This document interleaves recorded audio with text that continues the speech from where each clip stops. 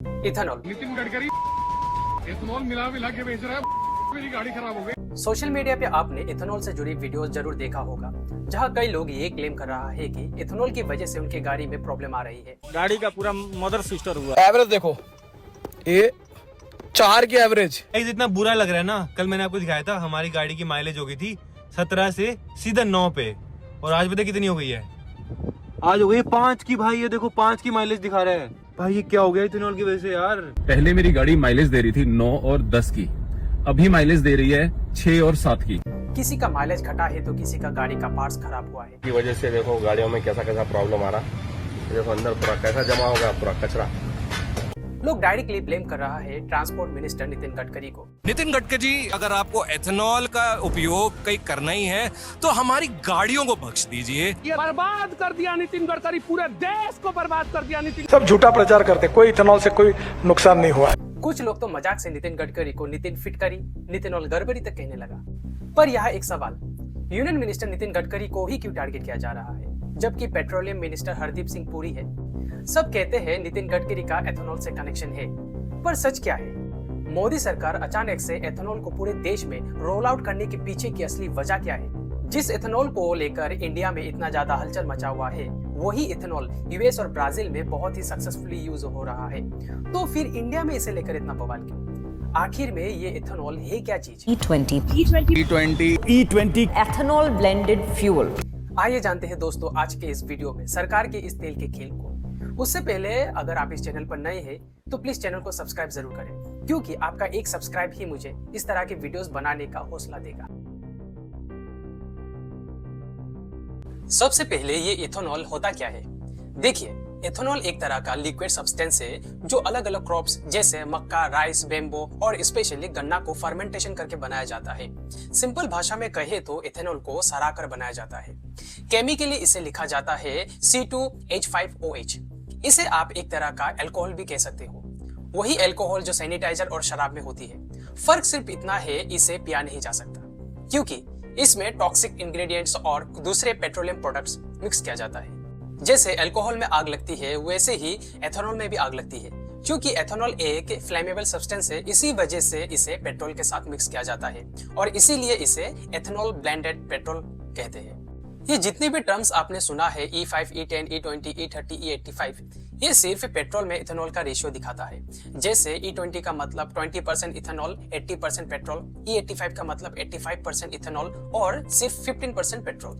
जहां पहले पेट्रोल में एथेनॉल मिक्स किया जाता था, अब एथेनॉल में पेट्रोल मिक्स किया जाने लगा। लेकिन नितिन गडकरी का सपना है E100 करने का, जिसमें पेट्रोल नहीं सिर्फ प्योर इथेनॉल होगा। 100% इथेनॉल, इसके नियम बनकर उसको आज कानूनी रूप से प्रक्रिया देने वाले फाइल पर मैंने साइन की। अब ऐसा नहीं है कि पेट्रोल का साथ एथेनॉल का मिक्स इंडिया से शुरू हुआ। 1908 में फेमस फोर्ड कंपनी के ऑनर हेनरी फोर्ड ने सबसे पहले एथेनॉल को पेट्रोल का साथ मिक्स करके एक मॉडल टेस्ट किया था, जिसमें उन्होंने दिखाया कि एथेनॉल फ्यूचर का एक फ्यूल है, क्योंकि एथेनॉल एक बायोफ्यूल है जिसके इस्तेमाल से दुनिया सिर्फ क्रूड ऑयल पर ही डिपेंडेंट ना होके ईवी तक शिफ्ट हो सकता है। बाद में इस चीज को हर डेवलप कंट्री फॉलो करने लगा। उसका बेस्ट एग्जाम्पल है ब्राजील। आपने देखा होगा जब भी E20 पे सवाल उठता है तो नितिन गडकरी ब्राजील का ही एग्जाम्पल देते हैं। ब्राजील में 27% 2070 से। लेकिन ब्राजील की कहानी इंडिया से अलग है।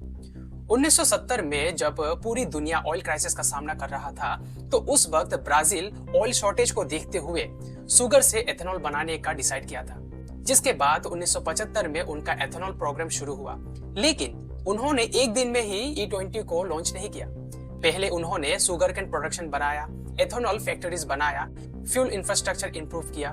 फिर 2003 से ब्राजील में फ्लेक्स फ्यूल कार आना शुरू हुआ। ऐसी गाड़ियां जो पेट्रोल और एथेनॉल दोनों किसी भी रेशियो में चल सकता है। फिर जाके 2025 में ब्राजील E27 से E30 तक पहुंचा, पूरे 50 सालों के बाद। अब ऐसा नहीं है कि इंडिया में एथेनॉल पॉलिसी बिल्कुल नहीं है।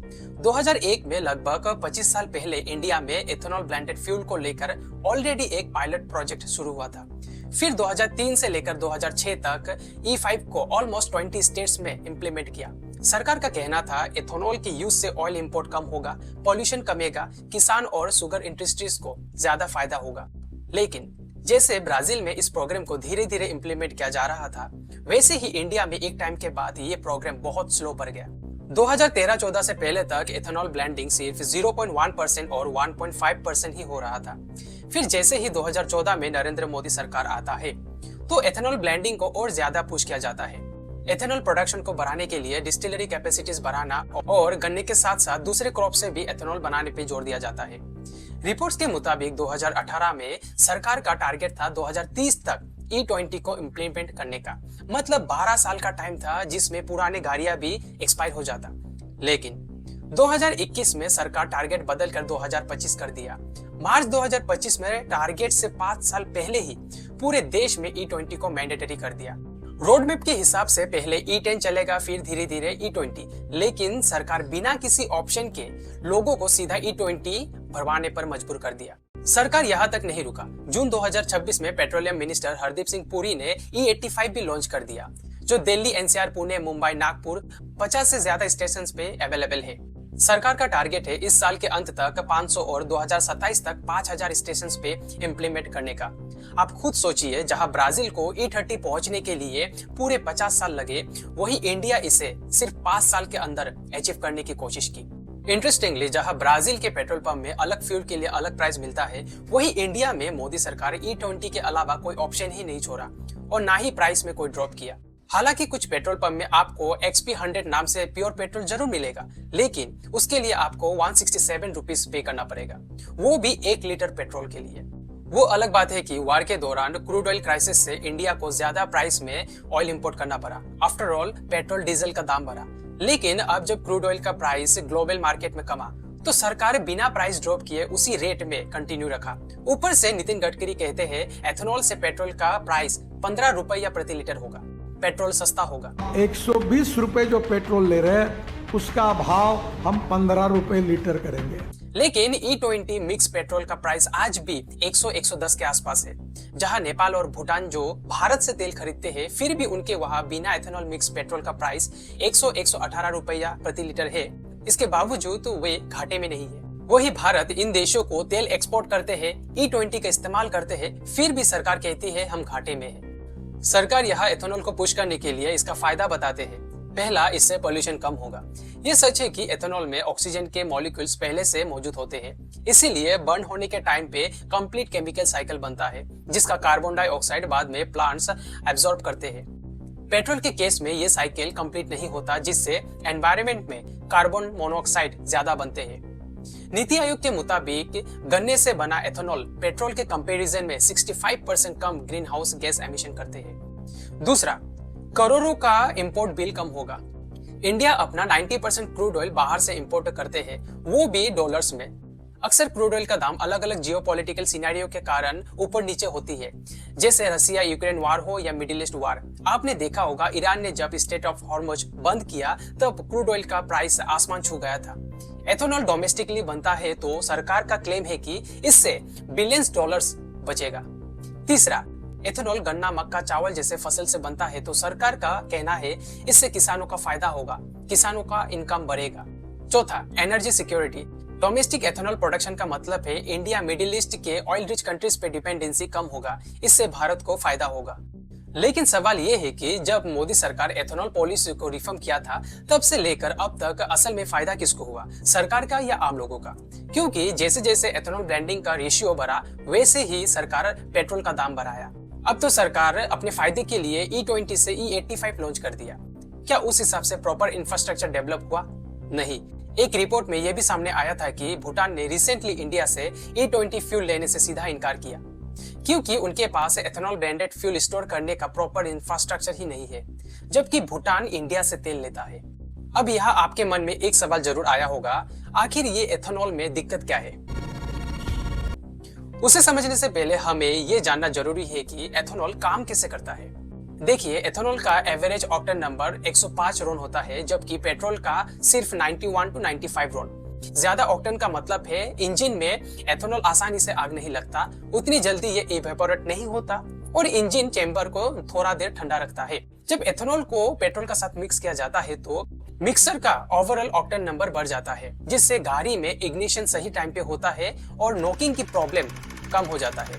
अब दिक्कत ये है कि एथेनॉल एक हाइग्रोस्कोपिक फ्यूल है, यानी ये हवा से मॉइस्चर एब्जॉर्ब करता है। जिससे ऑयल टैंक में वाटर कंटेमिनेशन का रिस्क बढ़ जाता है। और अगर पुरानी गाड़ी जो E20 कंपेटिबल नहीं है उसमें लगातार E20 फ्यूल इस्तेमाल करने से लॉन्ग टर्म में fuel tank, fuel pipe, injector, rubber और कुछ मेटल कंपोनेंट्स खराब होने का रिस्क बढ़ जाता है। ऊपर से एथेनॉल का पावर वैल्यू पेट्रोल के मुकाबले कम होता है, 21 mg पर लीटर, जबकि पेट्रोल का 32 mg पर लीटर है। मतलब पावर कम होगा और माइलेज कम देगा। इसी वजह से एथेनॉल से जुड़ी कई कंप्लेंट्स सामने आई है। 3,500 रुपए का कल मैंने तेल भरवाया था, लिटरली आधा हो चुका है। मेरी गाड़ी की माइलेज पहले 12 की थी, वो कम होकर 9.5 की माइलेज हो गई है। बहुत प्रॉब्लम है, स्टार्ट ही नहीं होता। सरकार भी इस चीज को ऑफिशियली एक्सेप्ट किया कि एथेनॉल से गाड़ी के माइलेज कम होता है। नीति आयोग के मुताबिक E20 से 4 व्हीलर में 6 to 7% और 2 व्हीलर में 3 to 4% माइलेज ड्रॉप होता है।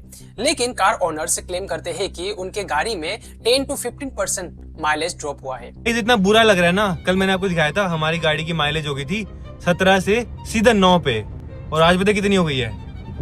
आज हो गई 5 की भाई, ये देखो 5 की माइलेज दिखा रहा है। अब ये भी सच है कि माइलेज सिर्फ फ्यूल पे डिपेंड नहीं करता। Road condition, vehicle speed, traffic, tyre pressure, ये सब फैक्टर काम करता है।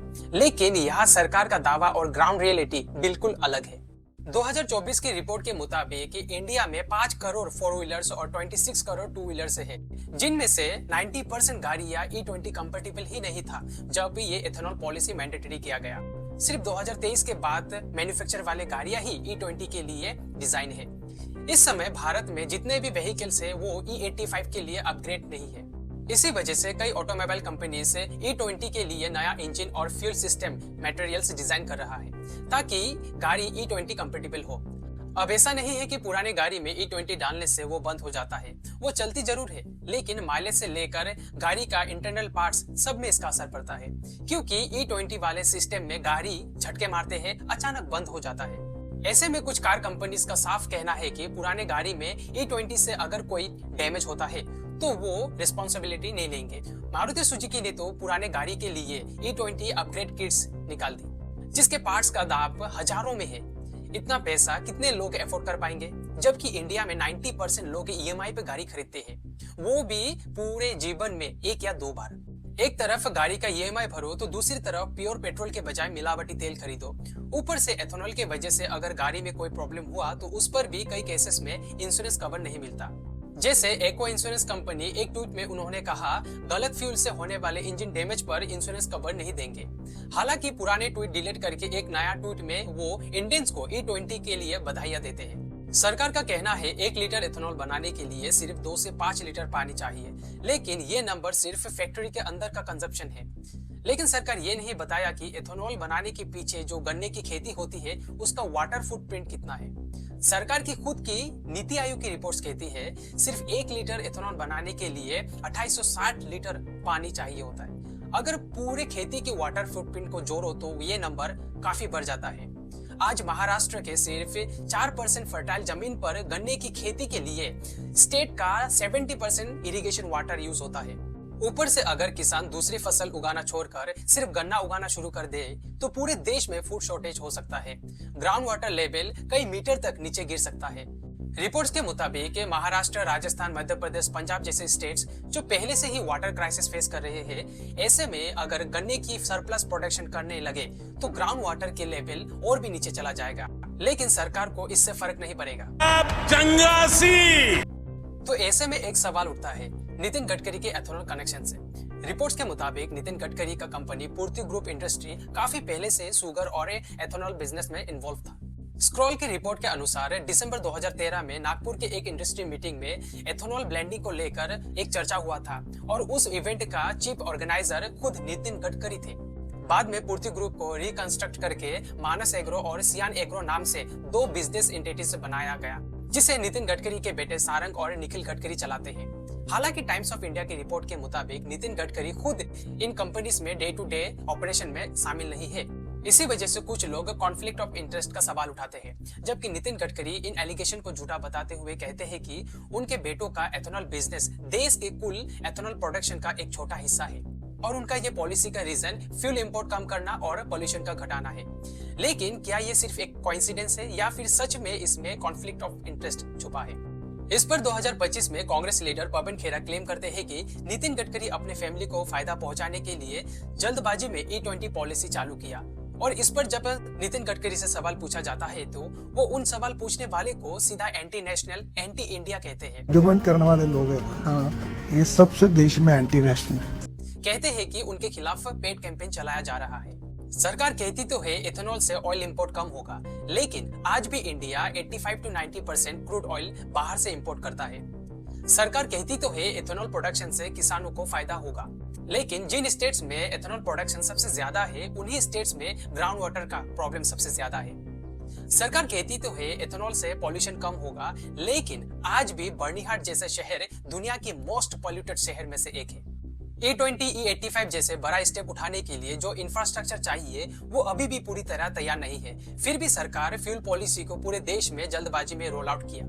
मोदी सरकार अपना फायदे के लिए पूरे देश में एथेनॉल टेस्टिंग लेबोरेटरी बना के रख दिया, जिसे आम लोग भुगत रहा है। तो सवाल ये नहीं है कि एथेनॉल में कोई दिक्कत है। नो डाउट एथेनॉल एक बेस्ट बायोफ्यूल ऑप्शन है फ्यूचर में फॉसिल फ्यूल से EV तक शिफ्ट होने का, लेकिन जिस स्पीड से एथेनॉल ब्लेंडिंग का प्रोसेस चल रहा है, क्या उसी स्पीड से इंफ्रास्ट्रक्चर डेवलप हो रहा है? और अगर नहीं तो इसका फायदा किसको हो रहा है? आखिर में इसका कीमत कौन चुका रहा है, सरकार या आम इंसान? ये सबसे बड़ा सवाल है।